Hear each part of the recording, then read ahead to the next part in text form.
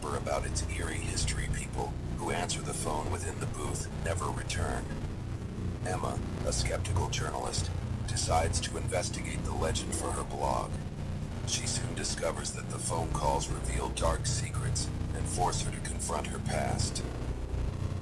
In the heart of an unassuming town lies a relic of the past, a phone booth that locals fear. They say answering the call could lead to more than just a conversation. Once a hub for communication, the booth became cursed after a series of mysterious disappearances. It's said that those who answered the call vanished without a trace. Emma Thompson, a journalist with a penchant for unraveling myths, decided it was time to confront the legend of the phone booth.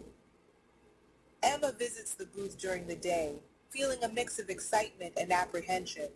But when night falls, she returns, armed with a recorder and flashlight. As Emma waits, the phone suddenly rings. Hesitant, she answers. "Hello? Is anyone there?" Emma, remember. Each call reveals dark secrets about her family, lost relatives, and hidden truths.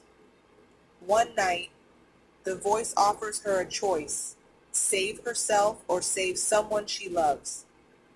Torn between the revelations and her sense of reality, Emma realizes the booth feeds off her fears. "Who are you?" she demands. Emma hangs up, breaking the cycle. She steps out of the booth as dawn breaks, determined to warn others. As Emma steps out of the booth, the first rays of sunlight pierce through the trees, illuminating the path ahead. But the sense of relief is fleeting. She feels a lingering heaviness in her chest, a reminder that the booth's grip isn't easily shaken. Days turn into weeks, yet the echoes of that night haunt her. Emma tries to return to her normal life, but every time her phone rings, her heart races. Each call feels like a whisper from the booth, pulling her back into the darkness. Determined to uncover the truth, Emma digs deeper into the history of the booth. She visits the local library, poring over old records and speaking with townsfolk who once used the booth. What she finds chills her to the bone. One elderly woman, her eyes clouded with sorrow, tells Emma about a young boy who vanished after answering the call. He spoke of voices that promised to reunite him with his mother, she recalls, but he never returned. Emma's investigation leads her to a chilling discovery. The booth was not just a relic, but a portal feeding on fears, regrets, and the longing for lost connections. Realizing she needs to confront her own fears, Emma returns to the booth, not to answer the call, but to face whatever lies within. Armed with a recorder, she speaks to the entity. "I'm not afraid of you anymore. You won't control me," she declares, her voice echoing through the stillness. Suddenly the phone rings. This time she doesn't answer it. Instead, she records the sound, documenting the calls for her blog seeking to expose the truth rather than succumb to it.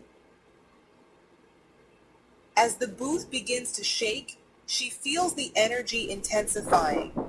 Shadows swirl around her, but she stands her ground, refusing to be drawn in. After what feels like an eternity, the phone falls silent. The shadows recede and the atmosphere shifts. Emma feels a weight lifted from her shoulders, a sense of closure. Emma leaves the booth behind, transformed by her experience.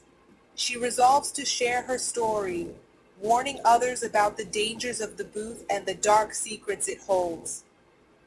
Sometimes, the past is a weight we carry, but confronting it can lead to freedom. The booth remains, a reminder of what was lost, but Emma has found her voice. Though the booth stands silent now, its legend lives on. Emma's story serves as a warning. Not all calls are meant to be answered, and some truths are best left untouched.